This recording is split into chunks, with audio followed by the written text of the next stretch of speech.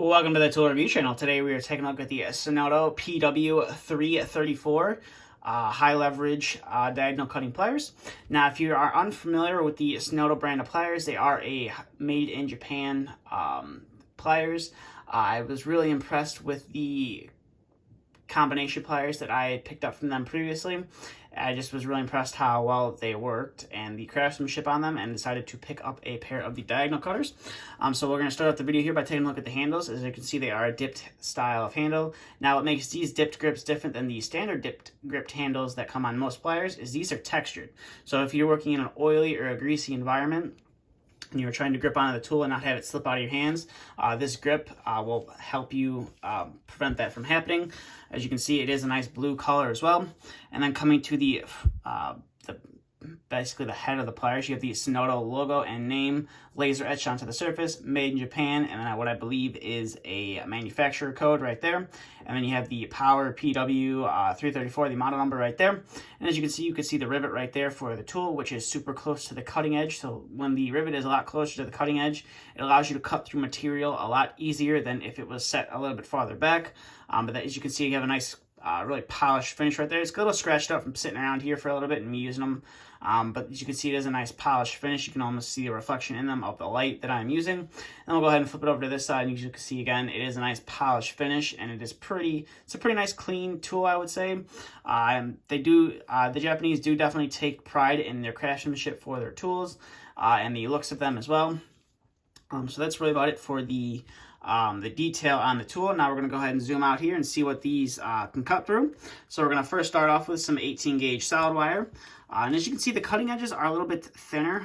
It's got this little weird cutout. Normally, diagonal cutters have this thick cutting edge up on top. But this one's really thin, as you can see. You got a really nice looking blade right there on the cutting edge right there. So we're going to first start off with some 18 gauge solid wire and see how well we can cut through that. And as you can see right there, you are able to cut through that 18 gauge solid wire. No problem whatsoever, and it is a nice smooth cut. You don't really hear any of that snapping action, which is nice. So now we're going to bring in some 18 gauge stranded wire and see how well we can cut through this. And as you can see, again, it just cuts through this 18 gauge stranded wire and the 18 gauge solid wire like it's butter. You really don't have to use that much effort to get through it, which is super nice. So now we're going to bring in some 14 gauge solid wire right here and see how well we can cut through this. And as you can see, a little bit of a snapping action right there, but again, cuts through it like it's butter, and you barely have to use any force to get through that, which is nice. So now we're going to bring in some 14 gauge stranded wire right here and see how well we can cut through that. And again, it just cuts through it super easy. As you can see, you really have to use no force to cut through the wire, which I really do enjoy. Because some pliers, you really have to use a lot of force to get through just, some of the, standard sizes of material. So now we have some 12 gauge solid wire right here, and we'll go ahead and cut through that. You got a little bit more of a snapping noise, but again, cuts through it like it's nothing. So we'll go ahead and set that off to the side, and we'll bring in some 12 gauge stranded wire, and it cuts through it super easy as well. So we'll go ahead and set that off to the side, and we will bring in some 10 gauge solid wire and see how well we can cut through this. And as you can see, you have a bit of a snapping action cutting through it, but again, you are able to cut through it no problem whatsoever. And we'll bring in some 10 gauge stranded wire right here. Now, I do find that these cut through stranded wire are a little bit easier than the solid wire. That's just, all the little strands you're cutting through instead of just one solid wire.